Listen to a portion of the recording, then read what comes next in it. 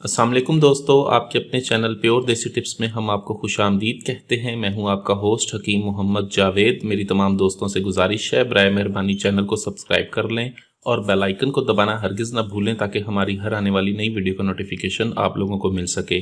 दोस्तों, आज का हमारा जो नुस्खा है वो तिला का है। ऐसे तमाम तर अफराद जिन्होंने कसरत मुबाशरत, कसरत मुश्तजनी या फिर किसी भी वजह से अपने रॉड का बेड़ा गर्क कर लिया है, रॉड में सख्ती नाम की कोई चीज़ नहीं है, रॉड में ताकत नहीं है, रॉड के पट्टे जो हैं बिल्कुल कमज़ोर हो चुके हैं, रॉड की नसें बिल्कुल बेजान हो गई हैं, इंतशार नाम की कोई चीज़ नहीं है, इंतशार नहीं आता, अगर आता भी है तो बर वक्त ज़रूरत ख़त्म हो जाता है, नफ्स में ताकत नहीं रही, नफ्स बिल्कुल कमज़ोर हो गया है, अंदर की तरफ धुस गया है या फिर बिल्कुल पतला और सुखड़ गया है, तो उनके लिए नुस्खा है बहुत ही आला, बहुत ही ज़बरदस्त ये नुस्खा है। इस नुस्खे के इस्तेमाल से रॉड में सख्ती पैदा होती है, रॉड में नई जान पैदा आती है, रॉड के पट्टों को ताकत मिलती है, रॉड की लाकड़ी कमज़ोरी, रॉड का पतलापन दूर होता है, रॉड में लंबाई आती है। इस नुस्खे को किस तरह से बनाना है और इसमें किन चीज़ों का इस्तेमाल है, इसकी मुकम्मल तफसील मैं आपको बताऊंगा, इसलिए वीडियो को एंड तक लाजमी देखें, कोई भी स्टेप मिस ना करें।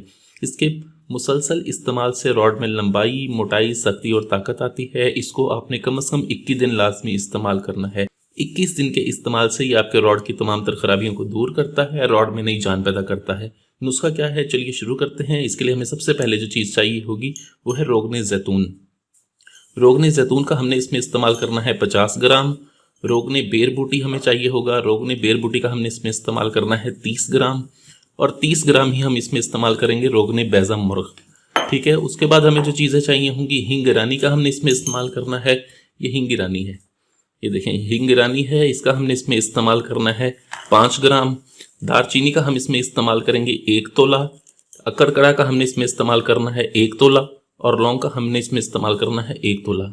इन तमाम चीज़ों को हमने बिल्कुल अलग अलग करके बिल्कुल बारीक सफ़ूफ बना लेना है। बिल्कुल बारीक सफ़ूफ बनाने के बाद हमने इसको खरल में डाल लेना है और 50 ग्राम रोगने ज़ैतून डाल के हमने इसको अच्छी तरह से खरल कर लेना है।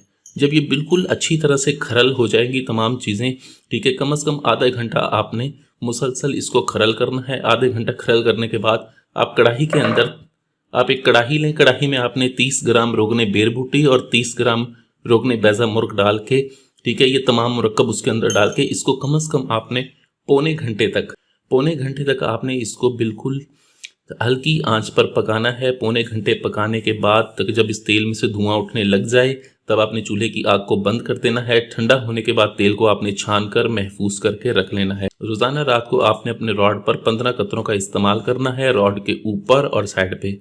आगे कैप वाला हिस्सा और नीचे पेशाब की नाली को छोड़ के इसको मालिश करें। तेल को जज़ब करके ऊपर कोई हल्का सा कपड़ा लपेट कर सो जाएं। सुबह उठ के नीम गर्म पानी से धो लें। इसके इस्तेमाल के दौरान आपने हम बिस्तरी से मुकम्मल परहेज़ करना है। ठंडी हवा से और ठंडे पानी से इसको बचाना है। वीडियो अच्छी लगी हो तो वीडियो को लाइक करें, वीडियो को शेयर ज़रूर कर दिया करें ताकि दूसरे लोग भी इससे फ़ायदा उठा सकें। मुझे अगली वीडियो तक के लिए इजाज़त दें। अपनी सेहत का बहुत ख्याल रखें। शुक्रिया। अल्लाह हाफिज़।